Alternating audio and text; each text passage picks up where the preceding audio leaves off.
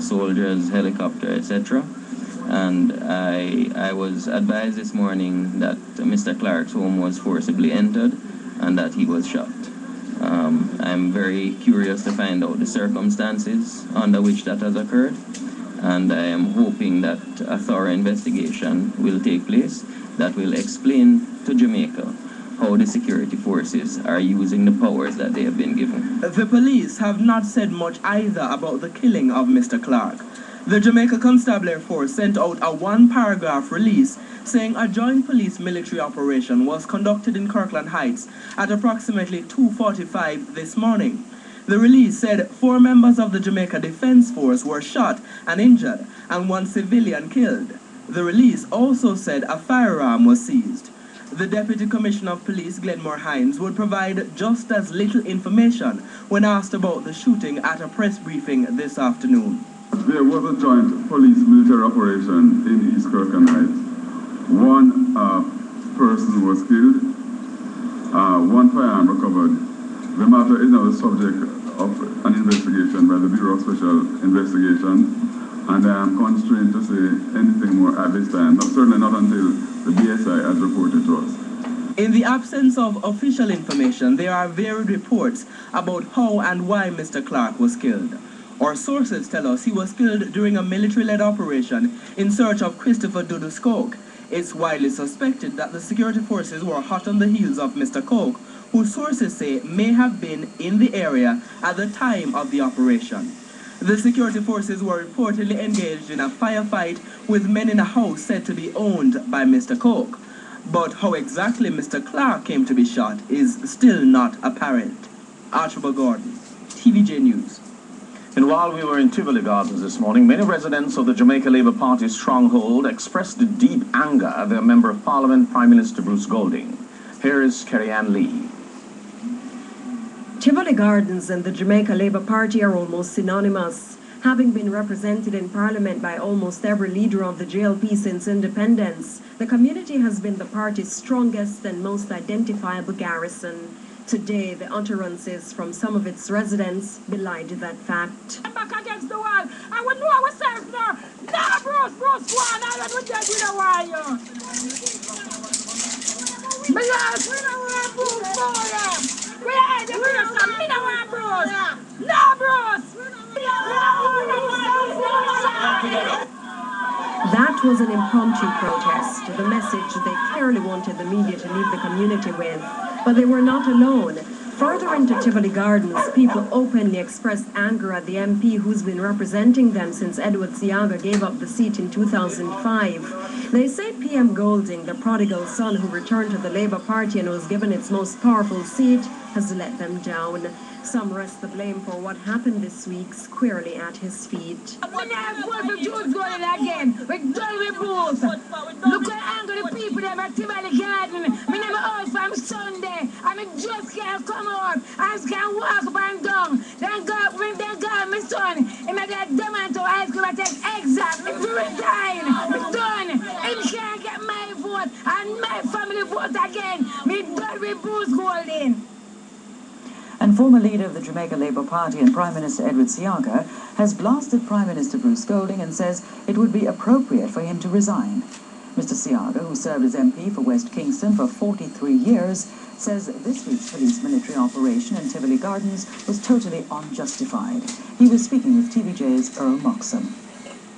Mr. Seaga, can we start with your own characterization of what has happened in Tivoli in terms of the police military operations under the state of emergency? As of today, the most important the greatest difficulty that exists there is that the people are still in captivity and still cannot get out to buy food.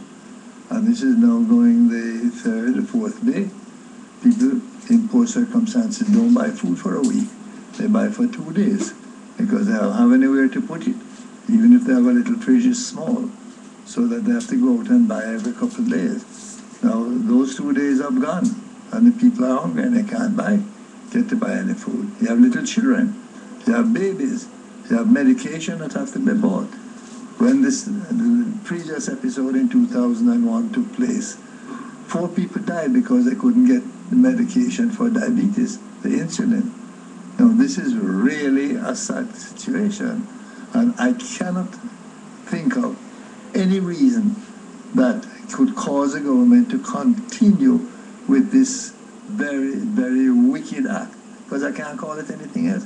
It is a wicked act to keep people in captivity like that, and they must let the people go.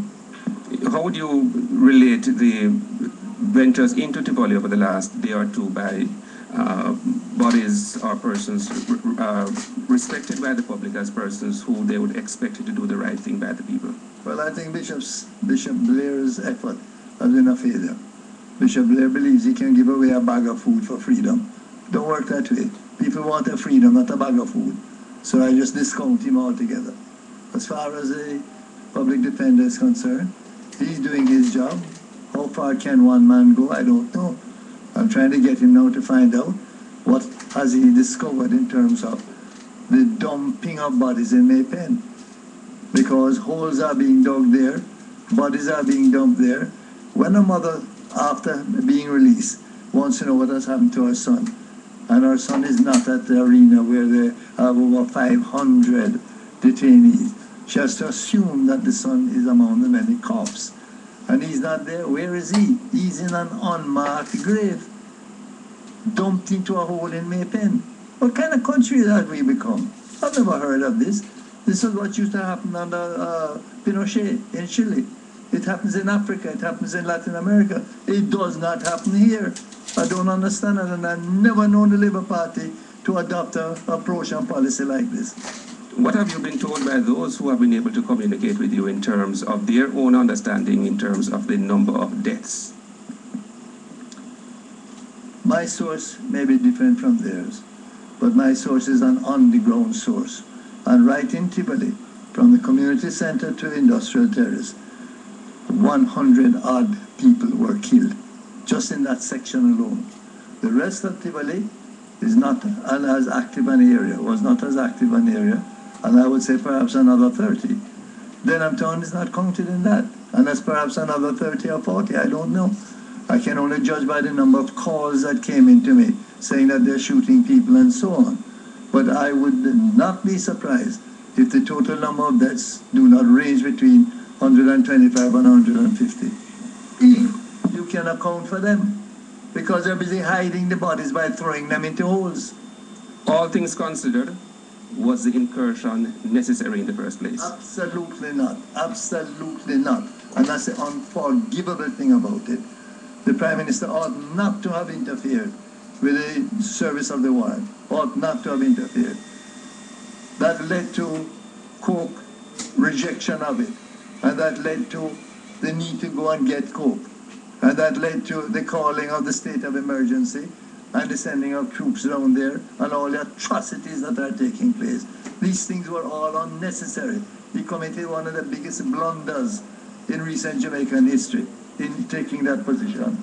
Well, Prime Minister Golding, in defending the action in Parliament, explaining why the Manafelt route was taken, he referenced you and an attempt to discredit you in the 1980s and the pushback against that as something of a precedence for the action taken in this regard. In what respect? Using the law firm, the lobbyists, to lobby to somehow going through the party to see whether the situation could be ameliorated. My friend, we all use lobbyists. That's what they're there for.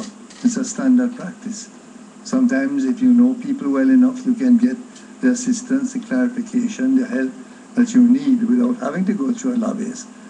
The government chose to go through the lobbyists. The fact that we had a lobbyist at one time was for general purposes, CBI and things like that, not for this wickedness. So you can't use the precedence that was there for a lobby on hand, retained in case we need to have a lobbyist to find out certain things and to clarify certain things. That's an entirely different thing. Do you agree with those who say that this has been a failure of moral leadership on the part of the Prime Minister? Absolutely. Absolutely. I have never known a Prime Minister to display such a lack of moral rectitude. In that case, would it be justified then that he should resign? Quite frankly, that is my view.